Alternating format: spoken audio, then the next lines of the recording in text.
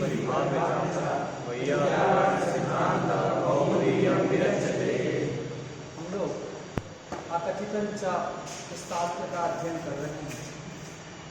यह शास्त्र कर्म संज्ञा का विधान करता है। किसकी कर्म संज्ञा करता है तो हम लोग जानते हैं, इसमें कारके का अधिकार है, अतः कारक की ही ये कर्म संज्ञा का विधान करता है। अतः लिखा कारकम कर्म संज्ञा।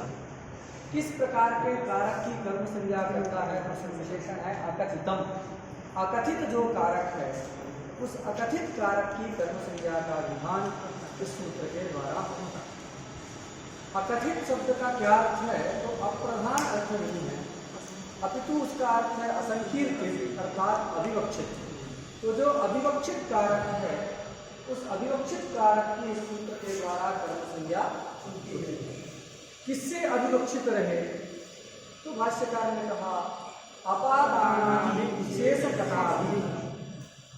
तो अपादानत्व संप्रदानत्व आदि जो विशेष धर्म हैं उन विशेष धर्मों के द्वारा जो अविवक्षित हो उस कारक की कर्म संज्ञा का विधान इस सूत्र के द्वारा। तो वह विवक्षित किस रूप में होगा तो दो मत आया, या तो संबंध सामान्येन विवक्षित होगा या तो कर्मत्वेन विवक्षित होगा। लब्धियों के मत के अनुसार तो सामान्य अर्थ कितना बना अभी तक।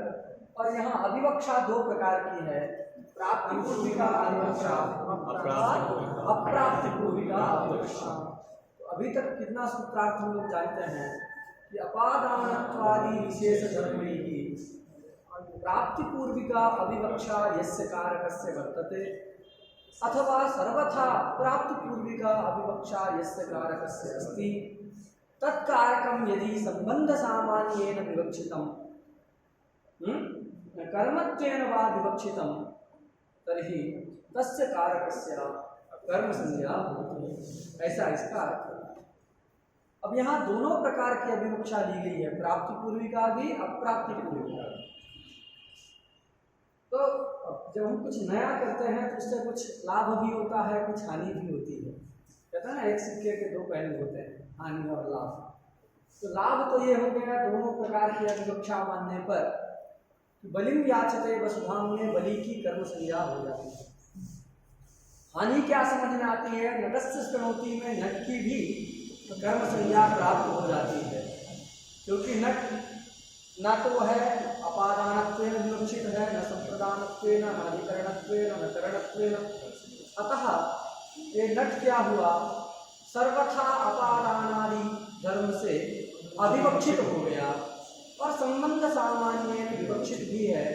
अतः नट की कर्म संज्ञा इस सूत्र के द्वारा प्राप्त हो जाती है।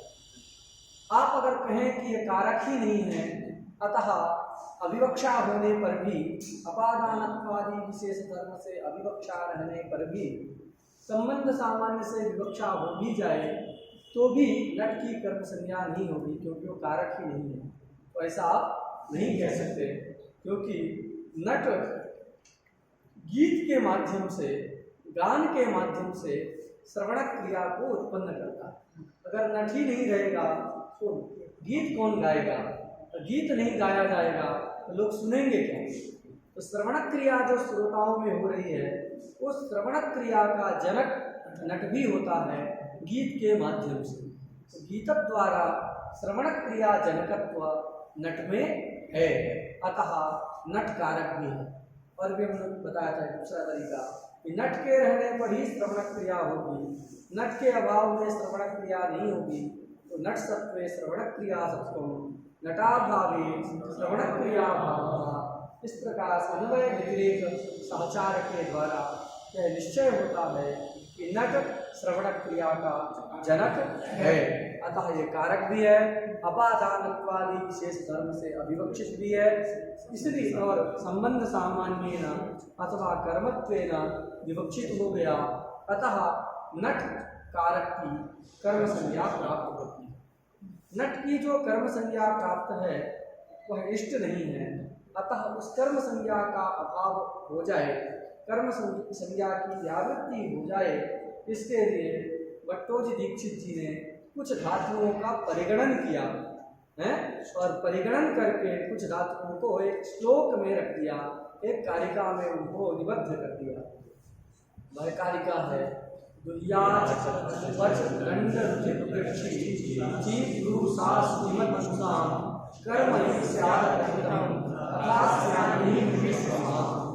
इस कारिका में 16 धातुओं का परिगणन किया गया है। परिगणन का मतलब होता है गिन करके बता देना। याद रखना है, ये परिगणन है, उदाहरण नहीं है, क्योंकि जब उदाहरण होता है तो वो भी है, इससे अतिरिक्त का भी बोध हो जाता है। तो उदाहरण का स्वभाव है कि उदाहरण उपलक्षण होता है। उपलक्षण का मतलब हम जानते हैं स्वबोधकत्वे सति श्वेतरबोधकत्वम, स्वबोधकत्वे सति श्वेतरबोधकत्व उपलक्षण उदाहरण होता है। ये जो गिनाई गई है धातुएं, वे धातु उदाहरण नहीं है, अभी तो क्या है, परिगणन है। इतने धातुओं के योग रहने पर ही सूत्र की प्रवृत्ति होती है। एक एक धातुओं के अर्थ पर विचार किया जाए तो सबसे पहले दुह धातु है, जिसका अर्थ होता है दोहन। दोहन का मतलब क्या करते हैं, दुग्ध पय में, उसमें गाय में रहता है, गाय में जो दुग्ध है उस दुग्ध को हम वहां से अलग कर देते हैं। जब दुहते हैं गाय को तो गाय में रहने वाला दुग्ध जो है गाय से अलग हो जाता है। तो अलग हो गया तो अलग होने को कहते हैं विभाग। तो विभाग ही दोहन का फल है। दोहन का फल क्या है, विभाग। तो दुह धातु का अर्थ क्या होगा, तो दोहन। दोहन मतलब विभागानुकूल व्यापार। जैसे गम का अर्थ क्या है, जाना। तो जाना जब हम कहते हैं तो वहां जाएंगे, उस देश के साथ हमारा संयोग होगा। अभी हम जहाँ खड़े हैं, गेट के पास जाते हैं तो गेट के साथ हमारा क्या हो जाएगा, संयोग हो जाएगा। तो जाने का फल हो गया संयोग, और जो हम क्रिया कर रहे हैं पैर उठा के आगे रखना, ये हो गया व्यापार। अतः गम धातु का अर्थ होता है उत्तर देश संयोगानुकूल व्यापार। दोहन का मतलब क्या है, दुह धातु का अर्थ है दोहन। दोहन मतलब कि विभाग। दुग्ध गाय में था, हमने दुहा तो दुग्ध गाय से अलग होकर बाहर हमको प्राप्त हो गया। तो दुग्ध का गाय के साथ क्या हो गया, विभाग हो गया। तो दुह धातु अर्थ क्या है, विभागानुकूल व्यापार। विभाग कर देने वाला कोई ऐसा ऐसा जब हम व्यापार करते हैं तो विभाग हो जाता है। तो विभाग जनक जो व्यापार है, विभागानुकूल व्यापार दुह धातु का अर्थ। फिर याच धातु है। याच धातु का अर्थ है याचना करना। जब हम याचना करते हैं तो उसमें होता क्या है, याचना का मतलब है कोई वस्तु आपके पास है, उस वस्तु को मांगते हैं कि पुस्तक हमको दे दो। इसका अभिप्राय क्या है, अब पुस्तक दे दो मतलब इस पुस्तक में आपका कोई अधिकार नहीं है, इसमें हमारा अधिकार है। याचना का मतलब आपका अधिकार खत्म, हमारा अपना अधिकार इसमें छोड़ दीजिए और हमारा अधिकार इसमें उत्पन्न कर दीजिए, यही याचना है। और देना जो है उल्टा, अपना अधिकार खत्म करके दूसरे का अधिकार उत्पन्न कर देना, यही दान है। हम इसको क्या सूत्र है, कर्मणा यमभिप्रैति संप्रदान। तो जब संप्रदान संज्ञा को पढ़ेंगे वहां पर हम बताएंगे कि दान का क्या अर्थ है, शास्त्रीय उसका क्या अर्थ है, ये बताएंगे। फिर भी संक्षेप तो यहाँ हम बता ही दिए कि मांगने का मतलब क्या है कि आप अपना अधिकार छोड़ करके हमारा अधिकार इस वस्तु में उत्पन्न कर दीजिए। इसी को क्या कहते हैं, याचना। और दान मतलब हम ये वस्तु कहते हैं हमने आपको दान कर दी। दान कर दी मतलब इस वस्तु में आज से हमारा कोई अधिकार नहीं है, हमने अपना अधिकार खत्म कर दिया और आपका अधिकार उत्पन्न कर दिया। आप इस वस्तु को चाहे तो यूज करें, चाहे तो किसी को दे दें, चाहे तो तोड़े, ये अब आपकी, हमको इससे कोई लेना देना नहीं, यही दान है। स्वस्वत्व निवृत्ति पूर्वक परस्वत्वोत्पादनम दानम। दान की परिभाषा याद रखना, स्वस्वत्व निवृत्ति पूर्वकम परस्वत्वोत्पादनम दानम। अपने स्वत्व की निवृत्ति करके परस्वत्व का उत्पादन करना, यही दान है। और परस्वत्व की निवृत्ति करके स्वस्वत्व का उत्पादन करना, ये क्या है, ये जो याचना। समझा गया। तो याचना का मतलब क्या होगा, यही मानना है। तो परस्वत्व निवृत्ति पूर्वक स्वस्वत्वोत्पादनानुकूल व्यापार याचेरर्थ। समझा गया। परस्वत्व निवृत्ति पूर्वकम स्वस्वत्व उत्पत्ति अनुकूल व्यापार। परस्वत्व निवृत्ति स्वस्वत्व उत्पत्ति अनुकूल व्यापार, उभय दोनों होना चाहिए। केवल दूसरे का स्वत्व खत्म कर दिया, अपना भी स्वत्व नहीं किए तो फिर याचना नहीं। तो पर स्वत्व निवृत्ति पूर्वक स्वस्वत्वोत्पत्ति अनुकूल व्यापार याचे, ठीक है। और स्वस्वत्व निवृत्ति पूर्वक परस्वत्वोत्पादनम दानम, तो दा धातु, तो ये जो है समझ गए याच का। तो दुर्याच के बाद क्या है पच, पच का मतलब है दुपचस पाके, पाक करना, पकाना, पकाते हैं तो क्या होता है, कोई भी वस्तु कठोर रहती है, जब उसको पकाते हैं तो मुलायम हो जाती है, होती है ना। चावल है कठोर है, पका दिए तो एकदम मुलायम हो जाता है, नरम हो जाता है। सब्जी कितना कठोर रहता है, आलू ऐसा हमारा तो सिर में लग जाएगा ना, लेकिन वो सब्जी जब पका देते हैं आलू को तो कितना सॉफ्ट हो जाता है, मुलायम हो जाता है। तो ये मुलायम करना ही जो है पाक का फल है। मुलायम करने को, कोमल बना देने को संस्कृत में कहते हैं विक्लिप्ति। तो पच धातु का अर्थ क्या है, विक्लिप्ति अनुकूल व्यापार, ये तो फल है, मुलायम हो जाना तो फल है पाक का, उसके लिए क्रिया भी करते हैं ना। धातु का दो अर्थ रहता है, फल और व्यापार दोनों रहता है, फल व्यापार और धातु, समझा। तो पांच धातु का, पच धातु का क्या अर्थ है जी, विक्लिप्ति अनुकूल व्यापार, विक्लिप्ति का उत्पन्न करने वाला व्यापार, ये जो है विक्लिप्ति अनुकूल व्यापार, तो पच का अर्थ। फिर दंड, दंड धातु का अर्थ क्या है, तो दंड तो यहाँ पर अभिप्राय, दंड का मतलब जुर्माना लेना है, टैक्स, कर लेना, अथवा जो है कल कुछ बताए थे फाइन, फाइन ले, जुर्माना मतलब टैक्स नहीं होता, टैक्स का मतलब तो कर है, कर अलग है। क्या जो है फाइन लेते हैं, जुर्माना ले लिए, कोई सिग्नल छोड़ दिया तो उससे जो है तो ले लेते हैं ना, तो फाइन, तो वो फाइन के लिए जो है यहाँ पर क्या है, दंड, ठीक है। धन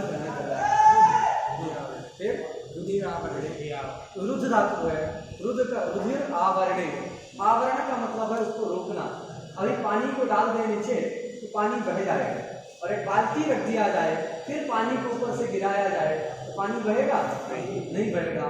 तो पानी को क्या किया, उस बाल्टी ने रोक दिया, तो रोकना ही रुद्र धातु का, तो दूसरे जगह ना जा पाए तो रोक देना ही रुद्र धातु का। बात सुना गया।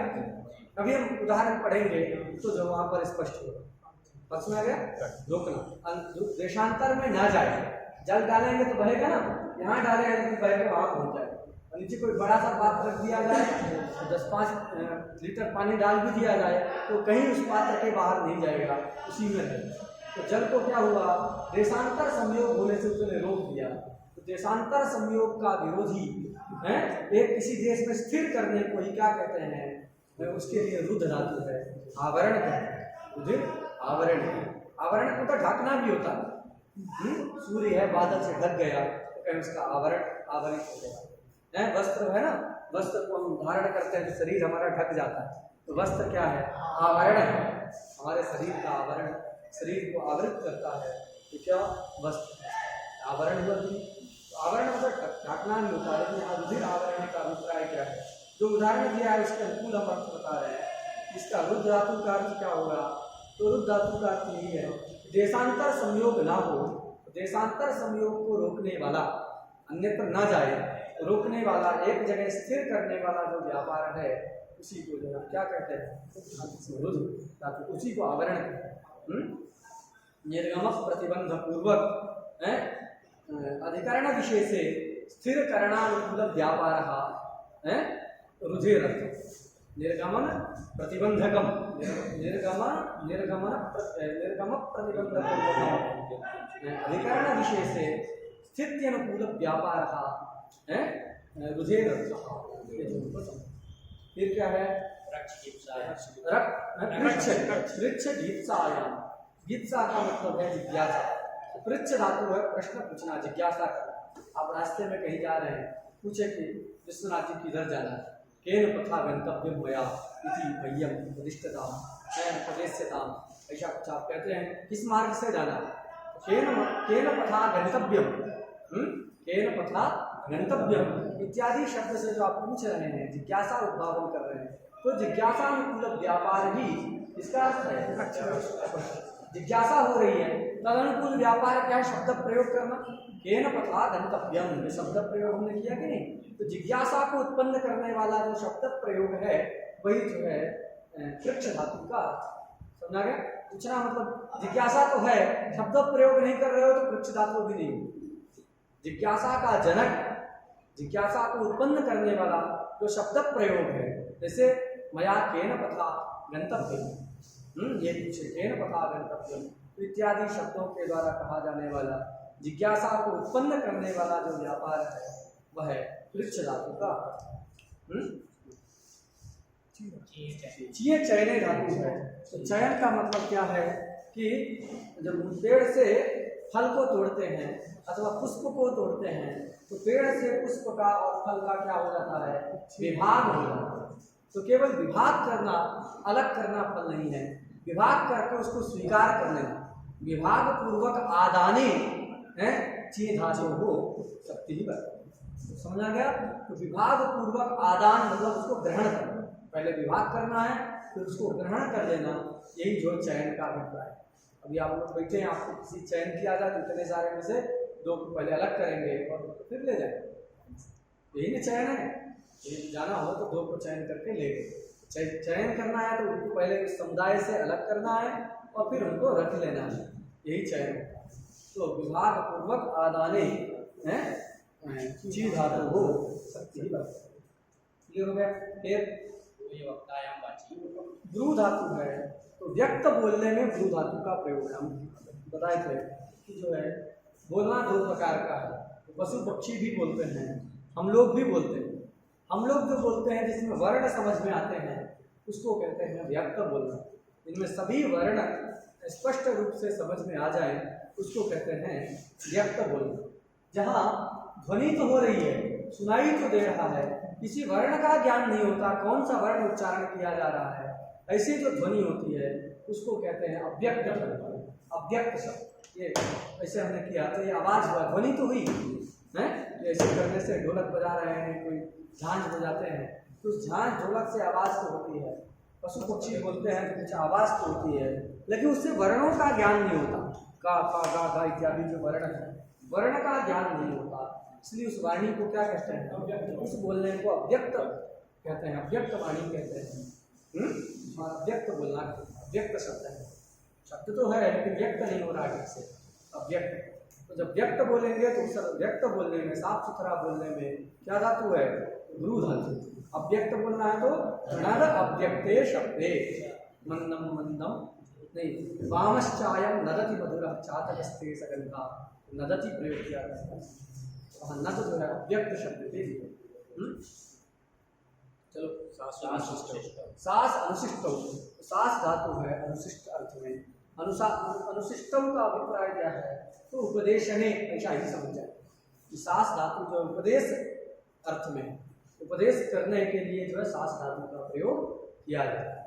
और जो उपदेश करने योग्य हो उसको क्या कहते हैं, शिष्य। शासितुम योग्य शिष्य, शिष्य शब्द की उत्पत्ति यही है, शासितुम योग्य शिष्य, जिसको उपदेश किया जा सके, जो उपदेश सुनने के योग्य हो, अधिकारी हो, उसको हम क्या कहते हैं, उसको जो है शिष्य। इसी सास धातु से शिष्य शब्द बनता है। फिर सास अनुशिष्ट हो, जी अभिभवे, दूसरे को पराजित करने अर्थ में जो है ये जी धातु का प्रयोग। पराजित करेगा तो स्वयं जीतेगा भी। मत विलोडने, मत विलोडने धातु है, ये क्या है, तो जब कोई क्या रहता है, दधी का मंथन करते हैं, मंथन करने के बाद नवनीत निकलता है, उसको निकाल लेना, उसको जी बताएगा। जी का मतलब पराजित करना, जी का मतलब दूसरे को पराजित करने में, अभिभव का मतलब है पराजित करना। अभिभव मतलब पराजय है ना। अनादरः परिभवः परिभावः परिभव आया वो तिरस्कार अर्थ में, परिभव शब्द का प्रयोग तिरस्कार के लिए होता है। अनादरः परिभवः परिभावः तिरस्क्रिया, ये अमरकोश का वाक्य है। ये सब तिरस्कार अर्थ के लिए इतने सारे शब्द, अनादर, परिभव, परिभाव, तिरस्कार, ये सब अनादर को कहते हैं, तिरस्कार को कहते हैं। तो यहाँ अभिभव का मतलब पराजित करना, पराजय। फिर मत विलोडने, तो मक्खन हम निकाल लेते हैं, उस छाछ को छोड़ देते हैं, मक्खन निकाल लेते हैं। तो जब कहीं से सारभूत तत्व को निकाला जाए है तो उसके लिए मथ धातु का प्रयोग होता है। समुद्र के द्वारा जो है क्या किया गया, अमृत को निकाला गया तो कहते हैं समुद्र का मंथन हुआ। तो उसको विडोलना है, मतलब विलोडन करके जो है सारभूत तत्व को ग्रहण करने अर्थ में मथ धातु का प्रयोग होता है। इसलिए जब हम आकर ग्रंथ देखते हैं तो उनको क्या उपलब्ध होता है, कई सारे जगह लिखा रहता है।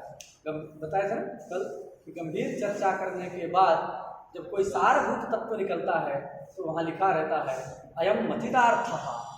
इतने देर चिंतन करने के बाद जो है ये सारभूत तत्व निकला है, अयम मथितार्थः, अयम निर्गलितोर्थः, ऐसा टीकाकार लिखते हैं मथ धातु का। फिर मुस धातु है, मुस स्तेय शब्द का अर्थ होता है चोरी, और अस्तेय का मतलब होता है चोरी ना करना। 5 प्रकार के वो होते हैं ना यम, 8 योग के 8 अंग हैं, यम नियमासन प्राणायाम प्रत्याहार धारणा ध्यान समासयोष्टावंगानि। अरे पूरा सूत्र बोलो, योग गिनाने से होगा। अंग मत सूत्र क्या है, पतंजलि जी का सूत्र है, यम नियमासन प्राणायाम प्रत्याहार धारणा ध्यान समाधयोष्टावंगानि है, तो ये सूत्र है। उनमें पहला है यम। यम 5 प्रकार का बताया है, अहिंसा सत्यास्तेय ब्रह्मचर्य परिग्रह यमाः। उनमें से अस्तेय आता है, अस्तेय का मतलब है चोरी ना करना, स्तेय मतलब चोरी करना, और स्तेय का मतलब चोरी, और अस्तेय का मतलब चोरी ना करना। समझा गया? तो ये जो है यहाँ पर चोरी अर्थ में अथवा छीन लेने इस अर्थ में जो उदाहरण दिया है उससे पता चलता है कि छीनने अर्थ में देवदत्त था 100 रुपये लेके जा रहा था, उससे छीन लिया। सतम मुष्णाति लिखा ना, देवदत्तम सतम मुष्णाति, तो ऐसा उस उदाहरण से पता चलता है कि देवदत्त से 100 रुपये क्या कर रहा है, छीन रहा है, तभी देवदत्त लिखा। और जो चुराने का मतलब तो ये होता है कि वो जान भी ना पाए, चुपके से ले लें। अनुमति, बिना अनुमति के दूसरे के द्रव्य को लेना ही स्तेय है।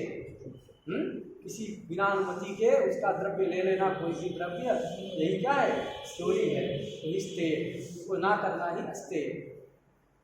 चलो तो ये मत मुस धातु जो 12 धातु इस पूर्वार्ध में गिनाया गया। उत्तरार्ध में 4 धातु का उल्लेख है। तो कौन सी 4 धातु हैं? प्रापणे, नी धातु में प्रापण, प्रापण मतलब पहुंचा देना। तो नी प्रापणे संयोगानुकूल व्यापारानुकूल व्यापारः, ये जो है उसका अर्थ। फिर हरिहरणे, हरण का मतलब जो है वही छीन करके ले जाना है, ये ले जाना ही है, लेकिन छीन करके जबरदस्ती बलपूर्वक जब लिया जाता है ना उसको हरण कहते हैं। अपहरण प्रयोग सुने ना, अपहरण मतलब क्या है, चुराना नहीं, हरण चुराना और हरण में अंतर है। चुराना का मतलब क्या है, जैसे वस्तु रखी है बिना हमसे पूछे, बिना हमारे जानकारी में आप उसको छिपा के ले गए, ये चुराना है। और हरण क्या है, जबरदस्ती ले जाना। तो हिरी धातु का अर्थ हरण में होता है, हिरी हरणे धातु है ना। हरण मतलब क्या, बलपूर्वक ग्रहण कर लेना। रावण सीता जी को ले गया था, चली गई थी क्या, जबरदस्ती ले गया। तो जबरदस्ती जब किया जाए, बलपूर्वक बलात् किया जाए, तो जो है बलपूर्वक जब करते हैं, हरण करते हैं, चुराते हैं, तो उसके लिए क्या प्रयोग होता है, हिरी धातु का प्रयोग। तो याद रखना, हरण और चोरी एक ही नहीं, थोड़ा सा अंतर, ठीक है। हरण में बलपूर्वक करना, उसमें बल नहीं लगाना पड़ता, चोरी में चुपके से जाओ, बुद्धि लगानी पड़ती है। कोई जान न पाए इसके लिए बुद्धि लगानी पड़ती है, बहुत बल नहीं लगाना पड़ता, और इसमें बल लगाना पड़ता है।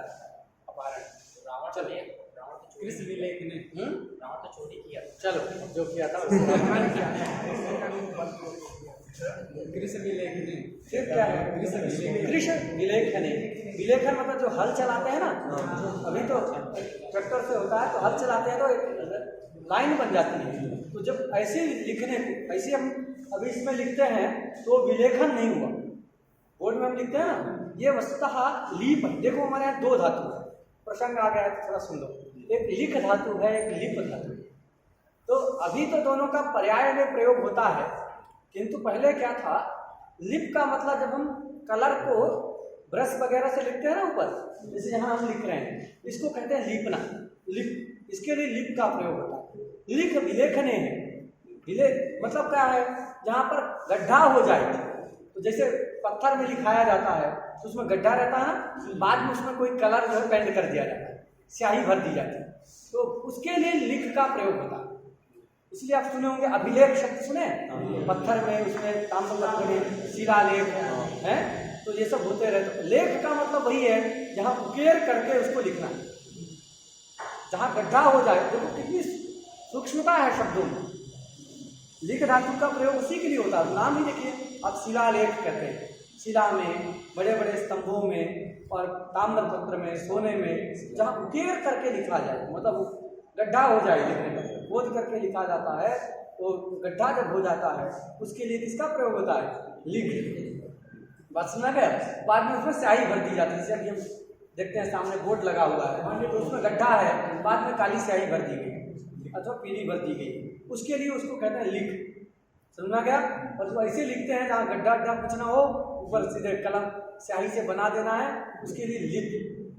लेकिन अभी दोनों पर्याय के रूप में प्रयुक्त होता है। तो अंग्रेजी में शब्द कम रहते हैं ना, तो फिर वो एक के प्रयोग। हमारे यहाँ हस्तलेख, पांडुलिपि और हस्तलेख दो अलग अलग हैं, तो मैन्युस्क्रिप्ट क्या कहते हैं उनके यहाँ अंग्रेजी में है, तो एक में ही आ जाता है। तो चलो यहाँ समझा गया। विलेखन का मतलब जब हल चलता है तो नीचे गड्ढा हो जाता है, तो इस प्रकार का जब लिखा जाता है उस अर्थ में कौन धातु है, यहाँ कृष धातु का मतलब भी ले जाना ही है, उत्तर देश संयोगानुकूल व्यापार ही है, लेकिन विशेष व्यापार है। अब बकरी है, उसको लेके जा रहा है, वो जा नहीं रही, जबरदस्ती खींच रहा है, तो बकरी को जबरदस्ती खींचेगा तो वो बन जाएगा कि नहीं, निशान बन जाता है विलेखन। तो जब कृष विलेखन उदाहरण से सब स्पष्ट होगा। तो ये जो 16 धातुओं को गिनाया गया, और वह प्रापण है। प्रापण का मतलब भी ले जाना ही है, लेकिन विशेष प्रकार का ले जाना, कंधे में उठा के रख के लेके चल गए, उसको क्या कहेंगे, वहत, भारम वहत। अब ऐसे बैग को वो प्लेटफॉर्म में होता है ना, चक्का वाला बैग है तो उसको खींच के ले जा रहा है, तो वहाँ भारम भाती नहीं होगा, तो पुलिस सिर में रखता है तो क्या प्रयोग होगा, भारम भाती। तो कंधे में जो है, नागेश्वर जी लिखे हैं, स्कंधक ग्रहण पूर्वक उत्तर देश संयोगानुकूल व्यापार भैरथ है, कंधे में रख करके जब उत्तर देश संयोग करते हैं तो प्रयोग होता है वह धातु जो है उत्तर। याद रखना, खींचने को बाती नहीं, सिर में रख के ले जाएगा तो भारम वाद। तो ये 16 धातुओं को हम जाने, इन 16 धातुओं के प्रयोग रहने पर ही इस सूत्र की प्रवृत्ति होती है। बात सुना गई। तो यहाँ देखो नगस्थ स्मृति में समस्या आई थी, अब यहाँ पर 16 में से किसी धातु का उल्लेख है नहीं है, तो यहाँ पर जाकर कंचा सूत्र की प्रवृत्ति नहीं होगी। बात सुना गई। तो देखो एक बार पुनः कालिका बोलो, यहाँ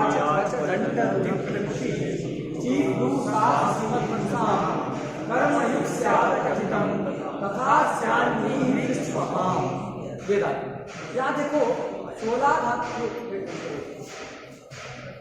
16 धातुओं का परिगणन किया गया, वो धातु तो दिख रही है किंतु उससे एक अंश अधिक मिला है। धातु से धातुओं को गिनाया गया, तो हम जानते हैं कि एक श्लोक में 4 पाद होते हैं ना, एक श्लोक में 4 भाग में बटा रहता है, उसको हम पाद अथवा चरण, दोनों पर्यायवाची है, चरण पाद पर्यायवाची। तो 4 चरण एक श्लोक में होते हैं। 3 चरणों में धातु को गिनाया गया है। पहले पूर्वार्ध में 2 चरण है, उसमें 12 धातुओं को गिनाया गया। तो और जो उत्तरार्ध है उसका जो दूसरा चरण है, उत्तरार्ध का श्लोक का चतुर्थ चरण, उत्तरार्ध का द्वितीय चरण, उसमें भी धातुओं को गिनाया गया है, नृ नृ कृष्ण महा। लेकिन जो तीसरा चरण है श्लोक का, उस तीसरे चरण में एक अलग बात कही गई, क्या है, कर्मयुक्त्याकथितम्। उसका अर्थ तो अभी हमने किया ही नहीं, वो तो 16 धातु को गिरा करके हमने कह दिया इन धातुओं के योग में अकथित सूत्र लगता है, इनमें से कोई धातु नहीं रहेगी तो अकथित सूत्र नहीं लगेगा। लेकिन उस अंश का भी अर्थ करना पड़ेगा ना, वो क्या है, कर्मयुक्त स्याद कथित। देखो कर्मयुक्त शब्द का प्रयोग किया। कर्मयुक्त शब्द का अर्थ क्या है? कर्मणा युज्यते, कर्मणा युज्यते यत् तत् कर्मयुक्त, जो कर्म के साथ संबद्ध होता है। युज्यते मतलब संबध्यते, तो कर्मणा युज्यते संबध्यते यत् तत् कर्मयुक्त, जो कर्म के साथ संबद्ध हो जाए उसको कर्मयुक्त कहते हैं। तो जो केवल इनके प्रयोग होने से नहीं होगी, 16 धातुओं के प्रयोग मात्र से जो है अकथजंचा सूत्र नहीं लगता। ये पहले वाली शर्त तो रहनी ही चाहिए, प्रयोग भी रहे, फिर भी जरूरी नहीं है कि ये सूत्र लगेगा। एक चीज और होना चाहिए, वो क्या होना चाहिए? कर्मयुक्त होना चाहिए उस कारक। इस कारकम का एक और विशेषण उसमें मिलता है, कर्मयुक्त कारक यदि क्या होगा, जिस कारक की अकथजंचा सूत्र के द्वारा हमको कर्म संज्ञा करनी है, उस कारक को कर्मयुक्त होना चाहिए, कर्म के साथ संबद्ध होना चाहिए। अब कहोगे तो कर्म संज्ञा ही करता है, कर्म से संबद्ध कैसे होगा? यही नहीं बताएगा कर्म क्या है। तो देखो उसका अभिप्राय है कि ये जो 16 धातु गिनाई गई तो इनका एक अलग अलग कर्म भी रहता है। जैसे दान दोधिपया, तो दूध किस चीज को दूह रहा है जी? दूध। किसको दूहता है? पय को दूह रहा है। तो यहाँ कर्म कौन है? पय है ना। तो पय कर्म से गो संबद्ध है कि नहीं है? क्योंकि पय जो है गाय में रहता है। तो कर्मयुक्त का मतलब है, जो कर्मयुक्त में जो कर्म शब्द है उस कर्म से मुख्य कर्म लेना है। एक और बात आप याद रखिएगा कि अकथजंचा सूत्र के द्वारा जो कर्म संज्ञा होती है उसको गौण कर्म कहते हैं। कौन सा कर्म कहते हैं? गौण कर्म कहते हैं अथवा अप्रधान कर्म कहते हैं। दो में से कोई शब्द कहो, अर्थ एक ही। तो अकथजंचा के द्वारा जिसकी कर्म संज्ञा होती है उसको हम गौण कर्म अथवा अप्रधान कर्म कहते हैं। और कर्तुरीप्सितमम इत्यादि सूत्रों से जो कर्म संज्ञा होती है उसको हम क्या कहते हैं? उसको हम प्रधान कर्म कहते हैं। तो कर्मयुक्त का मतलब क्या है? प्रधान कर्म से युक्त होना चाहिए। अब वो प्रधान कर्म किसका होगा? इन 16 धातुओं में से किसी एक धातु। बात सुना गई? इन 16 धातु गिनाई गई है इस कारिका में, इन 16 धातु में से किसी एक धातु है, एक धातु को ले लीजिए। उस धातु का अर्थ जो क्रिया, धातु तो क्रिया का बोधक है ना, तो धातु तो शब्द है। धातु से बताए थे दो प्रकार की संज्ञाएं व्याकरण में होती है, शब्द संज्ञा और अर्थ संज्ञा। तो शब्दों की जो संज्ञा है उसको शब्द संज्ञा कहते हैं। जैसे प्रातिपदिक संज्ञा शब्द की होती है, वृद्धि संज्ञा, गुण संज्ञा, सर्वनाम संज्ञा, सर्वनाम स्थान संज्ञा, पद संज्ञा, ये सारी संज्ञाएं किसी न किसी शब्द की होती हैं। तो ये सब शब्द संज्ञा है। और कारक, कर्म, करण, अपादान, संप्रदान, ये सब अर्थ की संज्ञा है, शब्द की नहीं है। तो दो प्रकार की संज्ञाएं जो व्याकरण में होती हैं, शब्द संज्ञा और अर्थ संज्ञा। तो यहाँ पर ये जो धातु संज्ञा है ये किस कोटि की संज्ञा है? शब्द संज्ञा। शब्द संज्ञा है। कौन सी संज्ञा है? शब्द संज्ञा है, अर्थ संज्ञा नहीं। अर्थ क्या है? क्रिया। क्रिया का वाचक जो शब्द है उसकी धातु संज्ञा होती है। क्रियावाचिनो वादयो धातु संज्ञकाः स्युः, ऐसा लिखा ना। क्रियावाचिना, क्रिया के वाची जो शब्द हैं उन शब्द की ही धातु संज्ञा होती है। तो धातु संज्ञा भी क्या है? शब्द संज्ञा है, अर्थ की संज्ञा नहीं है। बात सुना गई? तो शब्द संज्ञा हो गई, कौन संज्ञा? धातु संज्ञा। धातु संज्ञा क्या है? शब्द की संज्ञा। तो धातु के साथ नहीं जुड़ेगा वो। और कर्म क्या है जी? अर्थ है। हम कह रहे हैं कर्म का कर्मयुक्त इन धातुओं का जो कर्म, तो धातु का कोई कर्म होगा क्या? नहीं। कर्म किसका होगा? क्रिया। तो धातु के द्वारा क्रिया का बोध होगा, उस क्रिया के प्रति कोई कर्ता होगा, उस क्रिया का कोई कर्म होगा, उस क्रिया का कोई सहायक है तो करण कहलाएगा, उस क्रिया का कोई अधिकरण हो सकता है। तो ये जो कर्म, करण इत्यादि हैं वो किसी न किसी क्रिया के होते हैं, धातु के नहीं। तो क्या कहना पड़ेगा? धातुवाच्य क्रिया। क्या कहना पड़ेगा? धातुवाच्य क्रिया का कर्ता है, अथवा धातुपात भी कह सकते हैं। धातु के तो उपात्त, तो धातु उपात्त क्रिया, धातुवाच्य क्रिया कहिए चाहे धातुपात्य क्रिया, उपात्त ज्यादा लिखा रहता है व्याकरण में, धातुपात्य क्रिया। यहाँ क्या अभिप्राय करना है कि षोडश धातुपात्य, षोडश में अन्यतम, सब नहीं मिलेगा एक साथ, तो षोडश जो धातु, दुहादि षोडशान्यतम धातु, अन्यतम कोई एक, तो दुहादि जो षोडश धातु हैं उनमें से अन्यतम कोई धातु, उस धातु का धातु उपस्थाप्य जो क्रिया, आदर्श क्रिया निरूपित जो कर्म, उस कर्म से संबद्ध यदि कारक होगा, उस कारक की अकथितंचा सूत्र कर्म संज्ञा। बात सुना गया? तो ये कारिका का समझा गया, कर्मयुक्त स्यात्, यदि कर्मयुक्त होगा तभी वह अकथित क्या कहलाएगा, अकथित कारक कर्म संज्ञा होगा। कर्म से युक्त नहीं है तो उसकी कर्म संज्ञा ये सूत्र नहीं करेगा, कर्म संज्ञा नहीं करेगा। बात सुना गई? कर्म से युक्त होना चाहिए। किस कर्म से?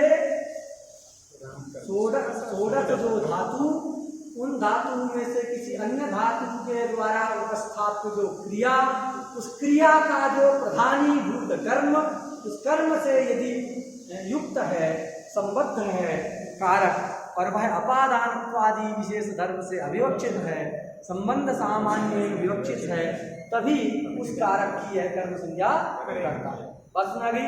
अब कोई पूछे अकथितंचा सूत्र का अर्थ बताइए, तो जितनी आप बातें पढ़े हैं सबको जोड़ करके अर्थ बताना।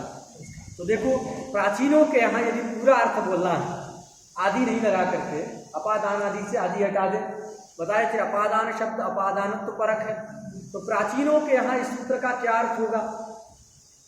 पूरे सूत्र का अर्थ जितना अभी तक हमने पढ़ा है, तो सूत्र का अर्थ क्या बनेगा?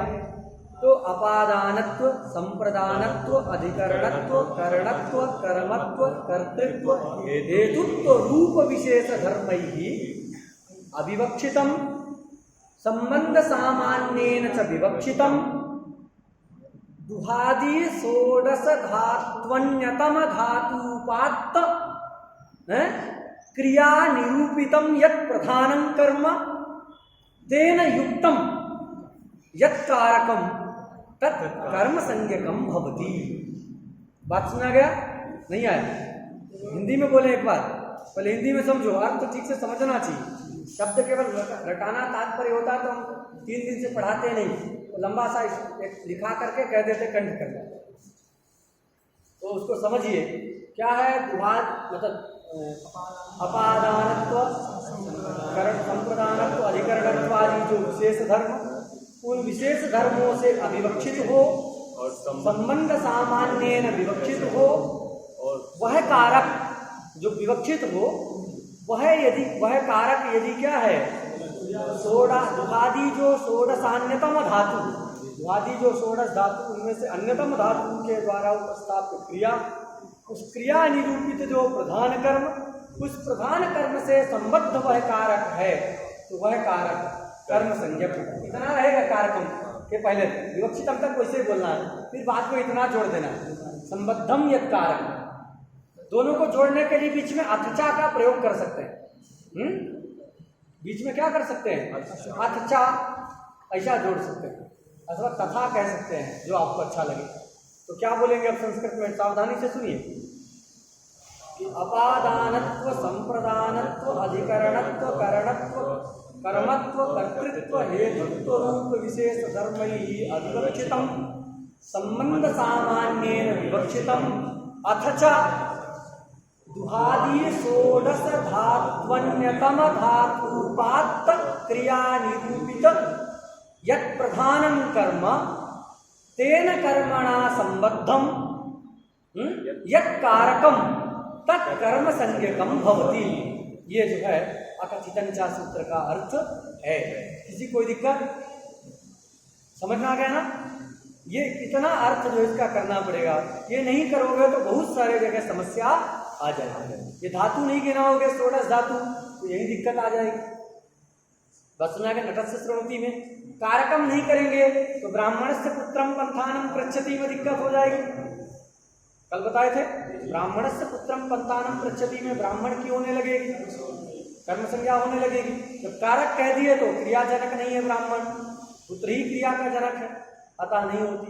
तो सारा आंसर रखना है, कोई भी ऐसा आंसर नहीं है इसको छोड़ना है। अर्थ स्पष्ट हो गया। नवीनों के यहाँ बोलो केवल एक ही बदलेगा, कर्मत्वेन विवक्षितम, और आदि शब्द से ज्यादा नहीं लेना है, केवल दो लेना है। नव्यों के यहाँ क्या अर्थ होगा?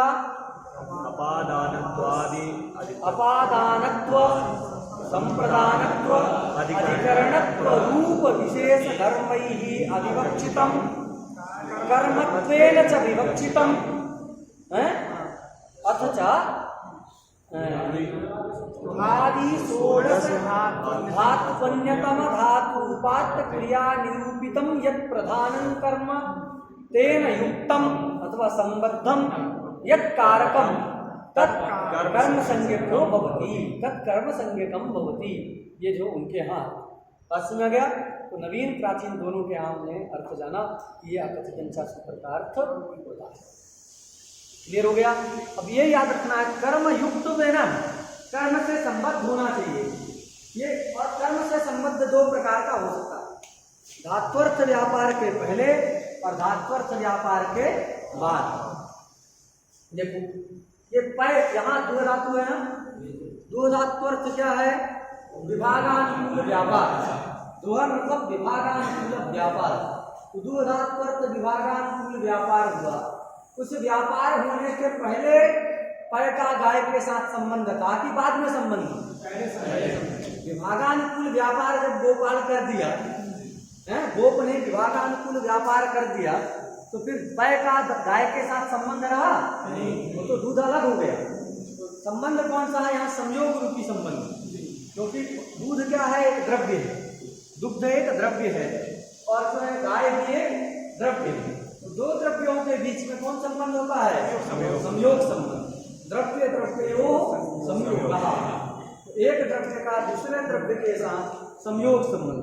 ये द्रव्य टेबल पे रखा है, कौन सा संबंध है दोनों के बीच? संयोग। आप कुर्सी में बैठे हैं, आपका कुर्सी के साथ कौन सा संबंध? संयोग।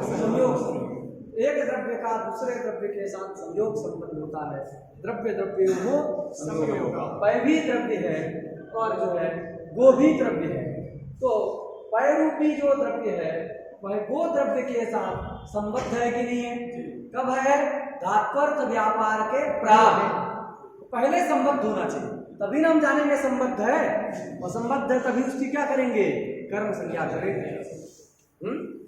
तो ये प्राग लेना है, लेकिन दो ऐसी धातु है, प्रायः सब जगह लेना है, लेकिन दो ऐसी धातु है जिन धातुओं में जो है प्राग संबंध संभव नहीं, जैसे गुरु धातु और सास धातु।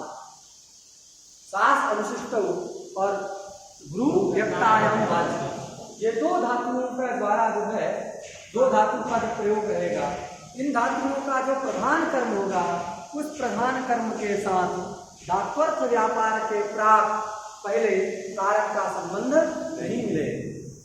समझा गया? इसलिए वहां क्या लेना है? धात्वर्थ व्यापार के बाद संबंध है तो भी उसको कर्म मान करके उस कारक की कर्म संज्ञा हो जाए। बस में गया? तो याद रखिएगा केवल दो, कौन सी? गुरु और सास। कैसे नहीं होगा वो उदाहरण बताएंगे, तो अभी बताएंगे कैसे पहले संबंध नहीं है, उदाहरण के जरूर बताया जाए।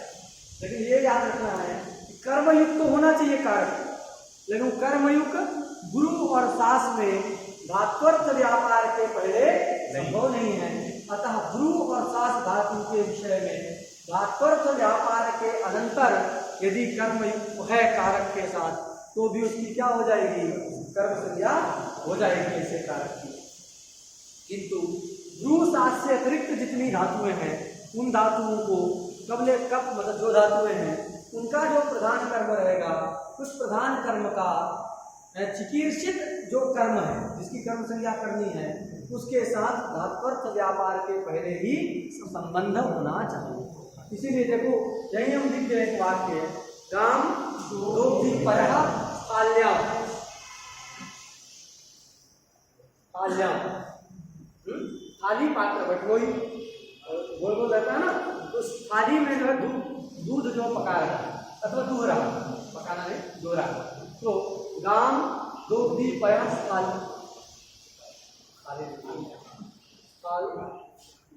आल्याम, ठीक है आल्याम।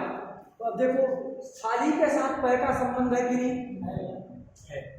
और किसी की हो गई कि हम इसको अधिकरण नहीं कहेंगे। स्थाली क्या है? अधिकरण है। स्थाली जो है यहाँ कर्म द्वारा आधार है क्रिया, कर्म द्वारा क्रिया, कर्म है पय, पय का आधार है कि नहीं? कर्म द्वारा दोहन क्रिया का आधार है स्थाली, अतः स्थाली की अधिकरण संज्ञा हो जाती है। आधार और अधिकरण के द्वारा यह अधिकरण। किसी व्यक्ति को ये हो गया कि हम इसको अधिकरण नहीं कहेंगे, अधिकरणत्व इसकी क्या हो गई? अविवक्षा हो गई, और संबंध सामान्य ना विवक्षा हो गई। और जो दो धातु का प्रयोग भी है उसका प्रधान कर्म पय है, उस प्रधान कर्म के साथ संबद्ध भी है कि नहीं? उसमें दूर रहा है संबंध, तो थाली की कर्म संज्ञा होगी कि नहीं होगी? जी होगी है? नहीं होगी। क्यों? क्योंकि हमने बताया है ये धातुअर्थ व्यापार के बाद में संबंध हो रहा है। कर्म का संबंध तो पय के थाली के साथ है, सब घट रहा है, केवल ये कर्मयुक्त ही नहीं जा रहा है, पहले संबंध नहीं। केवल दो धातु में बाद में लेना है। ब्रू और सात धातु के विषय में धात्वर्थ व्यापार के अनंतर कर्मयुक्त को जो है लेना है। समझा गया? कर्म संबद्धत्व कब होना चाहिए? धात्वर्थ व्यापार के बाद।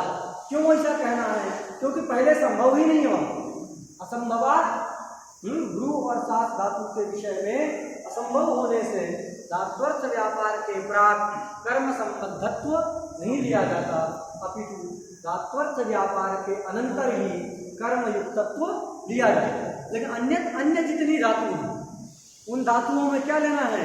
धात्वर्थ व्यापार के प्राक ही कर्म संबद्धत्व लेना है, कर्म का संबंध होना चाहिए। तो यहाँ देखो दो धातु है ना, दो धातु तो ब्रू सात से भिन्न है, इसमें कैसे लेना है?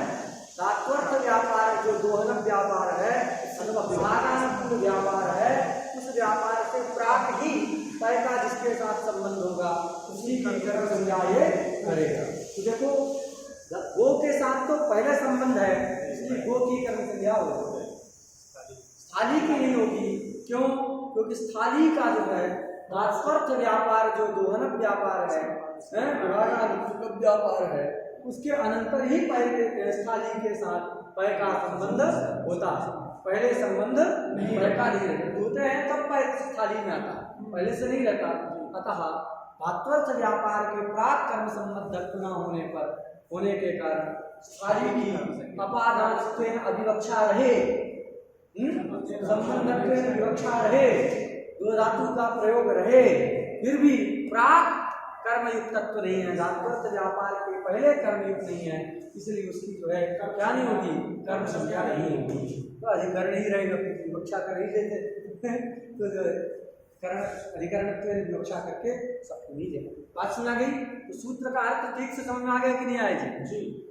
अभी तक जो हम लोगों ने केवल सूत्रार्थ को जो है समझा, अभी 5 मिनट समय है। तो देखो अब हम उदाहरण के बारे में विचार करते हैं। थोड़ा पंक्ति पढ़ लो, समझ में आई कि नहीं आई? देखो वहाँ लिखा है दुआदि नाम, शुरू से पढ़ो। अपादानादि विशेषै रविवक्षम कारकम कर्म संज्ञम स्यात्। स्पष्ट है? हाँ आगे द्वियात् स्पष्ट खंड विवक्षि पुरुषा कर्म तथा स्यान्नि कृष्मः दुआदि नाम द्वादशानां तथा निप्रवृत्तीनां च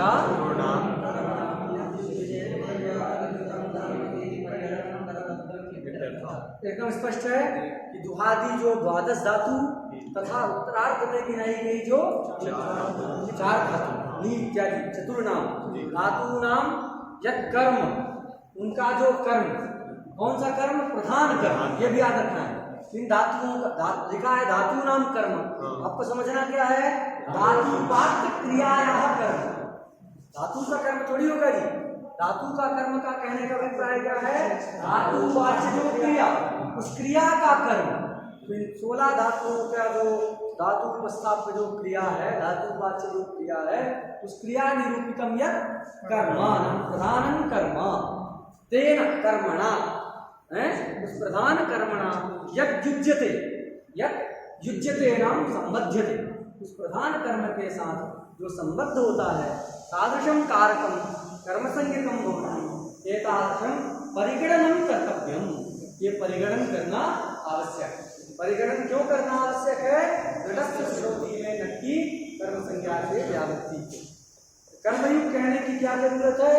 राम दोपया स्थाल्याम, ये स्थाली इत्यादि का न हो, इसके लिए कर्मयुक्त भी करके और उसका व्याख्यान करना है कि पूर्व में कर्मयुक्त होना चाहिए। नहीं तो केवल प्रयोग रहने पर ऐसा कर दोगे ना तो जो है गोपा राम दोपया स्थाल्याम गोपा, अब गोप की भी क्या होने लगी? कर्म संज्ञा होने लगी, उसकी भी हो सकती है। लेकिन जब कर देते हैं तो कर्मयुक्त गोप नहीं है। गोप का तो थाली तो कर्मयुक्त भी है, तात्पर्य व्यापार के अंतर। गोप का संबंध दूध के साथ नहीं होता, वो तो स्थान का, उसका जो स्थान होता है ना, स्तन गाय का, उसी का स्पर्श करता है, दूध में थोड़ी उंगली डालता है, तो दूध के साथ उसका कोई संबंध नहीं होता गोप का, इसलिए गोप की नहीं होती, कर्मयुक्त अंश भी जरूरी है। तो ये सब हम लोगों ने पढ़ा, पूरा इतना पंक्ति समझ में आ गया। आगे उदाहरण देखो, पहला उदाहरण है गाम दोही पया, ये कितना हटा देना है तो गाम दोही पया।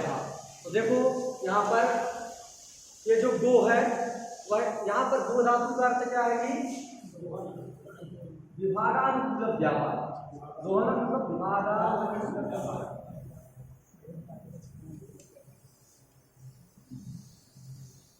विभागानुकूल व्यापार, ठीक है, विभागानुकूल व्यापार, यह जो है किसका अर्थ है? ये जो है गो धातु का, ठीक है। अब ये व्यापार कौन कर रहा है जी? गोप कर रहा है, गोप आदि आप चाहो तो रख। विभागानुकूल व्यापार कौन कर रहा है? गोप कर रहा है। उस व्यापार से जन्य कौन सा फल है? विभाग रूपी फल है। दूध को उत्पन्न करता है क्या? दूध को तो गाय ही बनाती है, तो विभागानुकूल व्यापार किसमें रह रहा है? गोप में। तो विभागानुकूल व्यापार गोप में है। उस व्यापार से जन्य, उस व्यापार से प्रयोज्य फल क्या हो गया? विभाग रूपी फल। उस विभाग रूपी फल कहाँ रह रहा है? विभाग रूपी फल का आश्रय कौन हो गया?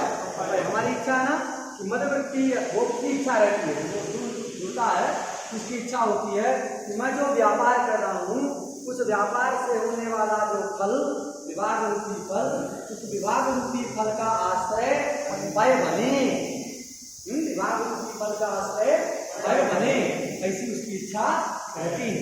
कभी कर्तुनिश्चित तमम कर्म से वह की कर्म संज्ञा होगी। अगर इच्छा नहीं होगी तो पुरस्कार किया है धातु उपात्त प्रधानीभूत व्यापार प्रयोज्य फलात्रेत्वेन इच्छोद्देश्यम कर्म है, इच्छोद्देश्यम यत् कारकम तत्कर्म संज्ञकम भवति। ये कर्तुनिश्चित का हम लोग पढ़े ना, कर्तृवृत्ति प्रधानीभूत व्यापार प्रयोज्य फलाश्रयत्वेन इच्छोद्देश्यम यत् कारकम तत्कर्म संज्ञकम भवति। तत्र वैशिष्ट्यं च है फले व्यापार वैशिष्ट्यं च स्ववाचक धातुवाच्यत्व स्वप्रयोज्यत्व। अगर हम सीधे प्रयोज्य कह रहे हैं तो फिर दो संबंध बनाने की जरूरत नहीं है, इसलिए विशिष्ट करके करना ही ज्यादा जैसे हम वहां पढ़े। तो देखो यहाँ पर देख लिया हम, कर्ता हो गया वो, तदवृत्ति व्यापार है दोहन व्यापार, ऐसा ऐसा हाथ करेगा वो व्यापार, उस व्यापार से जन्य, व्यापार से जन्य फल हो गया विभाग रूपी फल। उस विभाग रूपी फल का आश्रय कौन बने? पय बने। आश्रय पय भवति। इच्छाकारक इच्छा है कि नहीं उसकी है, इच्छा का उद्देश्य पय है, अतः पय की कर्म क्रिया किससे होती है? इसके द्वारा पय की कर्म क्रिया हो गई। तो कर्तुरिश्चित से जिसकी कर्म क्रिया होती है तो प्रधान कर्म कहलाता है। तो हमने प्रधान कर्म बोल दिया कि पय, समझ आ गया नहीं? प्रधान कर्म हो गया पय, चलो मिल गया। अब पय का जो है देखो गो के साथ संबंध है कि नहीं है? कौन सा संबंध है? संयोग संबंध। पय का गो के साथ कौन सा संबंध है? संयोग संबंध है, तो संबंध भी हो गया। धात्वर्थ व्यापार के प्राक संयोग संबंध है, तो कर्म भी हो गया। दो धातु का प्रयोग भी है, बाकी दो अंश बचा। तो अब ये अपादान भी है, अवधि पृथक हो रहा है वहां से, तो पृथक होने का विभाग होने की अवधि, जैसे वृक्षात पत्रम पतति ये प्रयोग करते हैं, तो वृक्ष से पत्र का विभाग होता है, विभाग की अवधि कौन है? वृक्ष, अतः वह अपादान कहलाता है, वह अवधि कहलाता है। उसी प्रकार गाय से दुग्ध निकलता है, दुग्ध को दुहता है, तो यहाँ पर विभाग का जो गो और पय का विभाग हो रहा है, उस विभाग की अवधि कौन है? गो है, विभाग की अवधि हो गई गो, उसकी अपादान संज्ञा प्राप्त रहती है, किंतु उसका अपादानत्वेन अथवा अवधित्वेन क्या हो गई? अविवक्षा हो गई। अवधित्वेन अविवक्षा होने के कारण और संबंध सामान्य विवक्षा होने पर गो की कम हो गई ना? पूरा सूत्रार्थ घटा कि आधा घटा? पूरा घटा दिया ना कि अवधि है, अवधित्वेन अविवक्षा किए, संबंध सामान्य गो की विवक्षा है, और जो मुख्य कर्म है पर उस मुख्य कर्म से युक्त भी है, संबद्ध भी है, अतः गो की कर्म संज्ञा सूत्र के द्वारा हो जाती है। कर्म संज्ञा हो जाने का फल क्या है? तो या संज्ञा साथ जानते हैं, तो फल है कर्म संज्ञा का कर्मणि द्वितीया सूत्र के द्वारा क्रिया का विधान करना। तो गो शब्द से द्वितीया विभक्ति आ गई, तो वाक्य बन गया राम, मतलब राम पर बन गया राम बुद्धि पया। अब ये षष्ठी यहाँ जो द्वितीया है उसका अर्थ क्या होगा? तो संबंध की विवक्षा में कर्म संज्ञा हुई है, तो तत्प्रयुक्त जो द्वितीया है वो भी किसको कहेगी? संबंध को कहेगी। अर्थ क्या होगा इसका?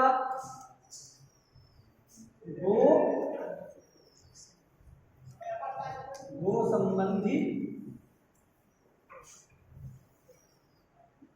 पयः कर्मकम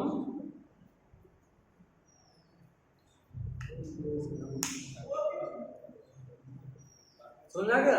ये अर्थ जो है प्राचीनों के अनुसार है, क्योंकि संबंध की विवक्षा में किए हैं। गो संबंधी पयः कर्मकम दो, गो का अन्वय पय के साथ नहीं है, इसको याद रखना। गो का अन्वय पय के साथ नहीं है, गो का किसके साथ है? यहाँ जो है दोनक क्रिया में ही अन्वय, पय के साथ करेंगे तो फिर क्रिया में अन्वय ना होने से वो जो कारक दूसरा खंडित होने लगेगा, कारक तो नहीं आएगा। इसलिए गो संबंधी पयः कर्मकम दोहनम, बात सुना गया? गो का अन्वय किसके साथ है? दोहनक क्रिया के साथ ही। तो गो संबंधी पय का भी अन्वय उसी दोहनक क्रिया, सभी कारकों का क्रिया में अन्वय होता है, याद रखो। सर्वेषां कारकाणां क्रियान्वयत्वम्, पढ़े थे पहले कारक के। तो गो संबंधी पयः कर्मकम दोहनम, ये गाम बुद्धि पयः इस वाक्य का अर्थ है। क्लियर हो गया? जब कर्मत्व विवक्षा में करेंगे नब्बियों के यहाँ, तो द्वितीया का अर्थ क्या हो जाएगा जी? कर्म। तो उनके यहाँ क्या बोध होगा? गो कर्मकम, गो कर्मकम पयः कर्मकम दोहनम। बात सुना गया? ऐसा जो दो होगा ये प्राचीनों के यहाँ, और ये नव्य व्याकरण से यहाँ है। गो कर्मकम पयः कर्मकम दोहनम, ये जो इनका अर्थ बोध है, तो ये स्पष्ट समझ में आ गया। तो देखो ये एक ध्यान रखिएगा कि जब अविवक्षा होती है तभी ये कुछ लगेगा। मान लो किसी को विवक्षा हो गई तब क्या होगा?